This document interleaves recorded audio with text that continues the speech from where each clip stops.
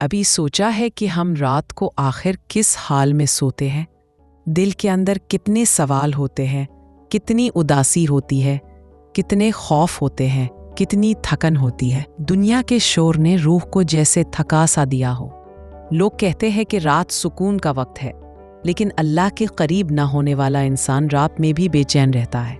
اور پھر ایک ایسی نعمت ہے، ایک ایسی رحمت ہے، جو اگر ہماری راتوں کا حصہ بن جائے تو دل کی بے چینی آپ ہی آپ پگھل جاتی ہے، اور وہ نعمت ہے سورۃ الملک۔ یہ سورت صرف چند آیات نہیں، یہ پورے دل کی زندگی ہے۔ یہ ان لوگوں کے لیے ہے جو رات کے سناٹے میں اپنی کمزوری لے کر رب کے سامنے جھک جاتے ہیں۔ یہ ان کے لیے ہے جو جانتے ہیں کہ دنیا کی ہر طاقت ایک دن ختم ہو جائے گی، ہر آواز خاموش ہو جائے گی، ہر چہرہ بکھر جائے گا، لیکن رب کی بادشاہی کبھی نہیں بدلے گی۔ سورۃ الملک کو سمجھنا ایسا ہے جیسے انسان اپنی روح کے زخموں پر ٹھنڈا پانی ڈال دے، جیسے کوئی بہت مدت سے ترسا ہوا دل اچانک سکون پا لے۔ یہ سورت مومن کے دل کو بتاتی ہے کہ تم اکیلے نہیں ہو، تم بے سہارا نہیں ہو، تم بے قیمت نہیں ہو۔ تمہارا رب وہ ہے جس کے ہاتھ میں پوری کائنات کی حکومت ہے۔ وہ تمہاری آہ بھی سنتا ہے، تمہاری خاموشی بھی، تمہاری گرتی ہوئی امید بھی، اور تمہارا وہ خوف بھی جو تم کسی سے نہ کہہ سکو۔ کبھی کبھی انسان اپنی زندگی میں اتنی غلطیاں کر لیتا ہے کہ اسے لگتا ہے اللہ ناراض ہو گیا ہے، لیکن جب وہ سورۃ الملک کی تلاوت کرتا ہے تو اسے ایسا لگتا ہے جیسے اللہ کہہ رہا ہو کہ میرے در سے کبھی نا امید مت ہونا۔ میں وہ رب ہوں جو راتوں میں اپنے بندے کو قریب کرتا ہے، جو اس کے آنسوؤں کو عزت دیتا ہے، جو اس کی ٹوٹی ہوئی دعا کو تھام لیتا ہے۔ اور یہی وہ صورت ہے جس کے بارے میں نبی صلی اللہ علیہ وسلم نے بتایا کہ یہ قبر کے عذاب سے بچاتی ہے۔ سوچو، قبر کا اندھیرا، قبر کی تنہائی، وہ لمحہ جب انسان کے پاس کوئی نہیں ہوگا، جب دنیا کی کوئی طاقت اس کا ساتھ نہیں دے سکے گی، لیکن اسی وقت یہ سورت نور بن کر اترے گی، ڈھال بن کر سامنے کھڑی ہو جائے گی اور کہے گی، یہ میرا پڑھنے والا ہے، اسے تکلیف نہ دینا۔ یہ صرف ایک سورت نہیں، یہ ایک محافظ ہے، ایک ساتھی ہے، ایک روشنی ہے۔ جو انسان سورۃ الملک کو اپنا معمول بنا لیتا ہے، اس کی راتیں محفوظ ہو جاتی ہیں، اس کا دل مضبوط ہو جاتا ہے، اس قبر روشن ہو جاتی ہے، اور اس کی آخرت آسان ہو جاتی ہے۔ اور آج اسی سورۃ الملک کی اسی عظمت، اسی نور، اسی رحمت، اسی حفاظت کا ذکر ہم ساتھ بیٹھ کر سنیں گے۔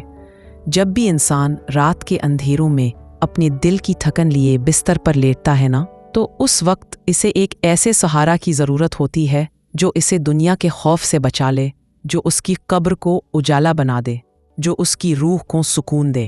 اور انہی نعمتوں میں سے ایک نعمت ہے سورۃ الملک۔ یہ وہ سورت ہے جس کے بارے میں رسول اللہ صلی اللہ علیہ وسلم نے فرمایا کہ یہ اپنے پڑھنے والے کی شفاعت کرتی ہے، اسے قبر کے عذاب سے بچاتی ہے، اس کے لیے رحمت کا دروازہ کھولتی ہے۔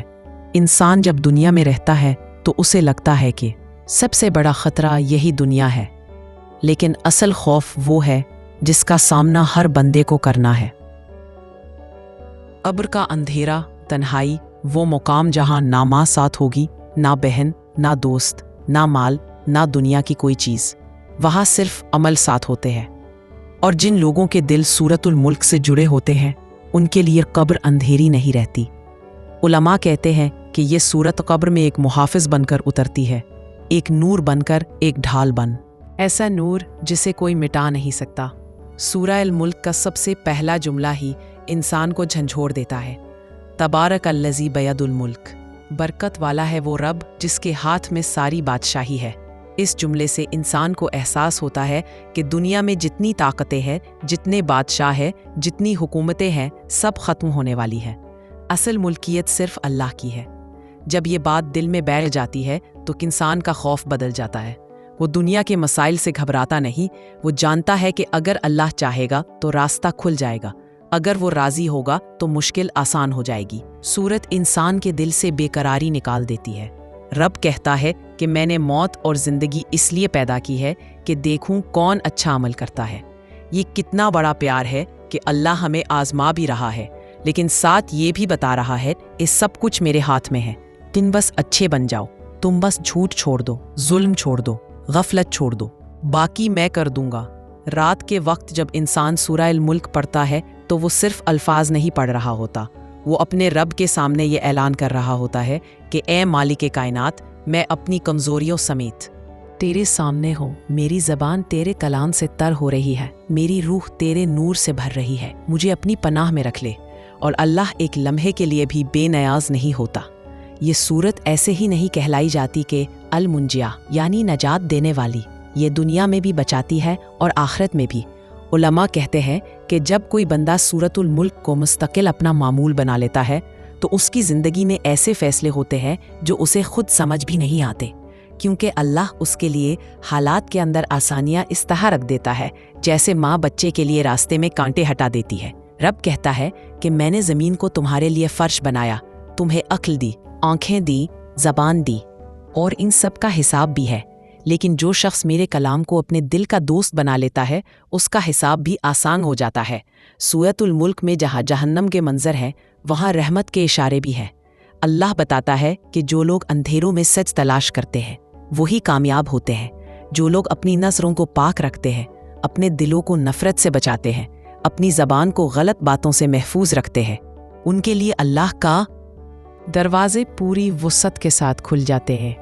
اس سورت کا ایک ایک لفظ انسان کو جھنجھوڑ دیتا ہے کہ زندگی کھیل نہیں ہے، زندگی امتحان ہے، لیکن ساتھ یہ بھی سکون دیتا ہے کہ اگر امتحان مشکل ہے تو انعام اس سے بڑی چیز ہے۔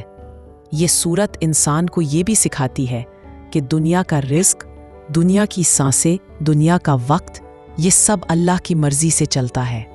کوئی بندہ کبھی محروم نہیں رہتا جب تک اللہ اسے محروم نہ کرے، اور جب اللہ دینے پر آ جاتا ہے تو وہ وہاں سے دیتا ہے جہاں انسان نے کبھی سوچا بھی نہ ہو۔ یہی یقین سورۃ الملک دل میں بھر دیتی ہے، اور سب سے پیاری بات یہ ہے کہ جو شخص ہر رات اسے پڑھ لیتا ہے اس کے دل میں ایک عجیب سا نور پیدا ہو جاتا ہے، اس کے چہرے پر سکون آ جاتا ہے، اس کی باتوں میں وزن آ جاتا ہے، اس کی آنکھوں میں خشیت آ جاتی ہے، کیونکہ جو بندہ اللہ سے جڑ جاتا ہے وہ کبھی خالی نہیں رہتا۔ قبر کیا ہے؟ ایک پل، دنیا اور آخرت کے درمیان ایک خاموش دروازہ، اور سورۃ الملک اس دروازے پر اس بندے کے لیے پہرا بنتی ہے جو دنیا میں اس سے محبت کرتا تھا۔ حدیث میں آتا ہے کہ قبر اس شخص کو سختی سے دبانا چاہتی ہے، لیکن سورۃ الملک سامنے آ کر کہتی ہے کہ نہیں، یہ میرا پڑھنے والا ہے، اسے تکلیف نہیں پہنچے گی۔ سوچو، رب کا کلام اس بندے کے لیے ڈھال بن جائے جس نے اسے دنیا میں چند منٹ روزانہ دیے تھے۔ آج دنیا کی دوڑ میں لوگ سب کچھ چاہتے ہیں، لیکن اگر کوئی انسان صرف ایک چیز کو اپنی رات کی عادت بنا لے، صرف یہ ایک سورت، تو اس کی قسمت بدل جاتی ہے، راتوں کی بے سکونی بدل جاتی ہے، دل کا بوجھ اتر جاتا ہے، اور سب سے بڑی بات، قبر کا خوف ختم ہو جاتا ہے۔ آدمی چاہے ٹوٹ چکا ہو، چاہے گناہوں میں گھرا ہوا ہو، چاہے دل سے بوجھ لے کر سو رہا ہو، سورۃ الملک اسے وہ امید دیتی ہے جو دنیا نہیں دے سکتی۔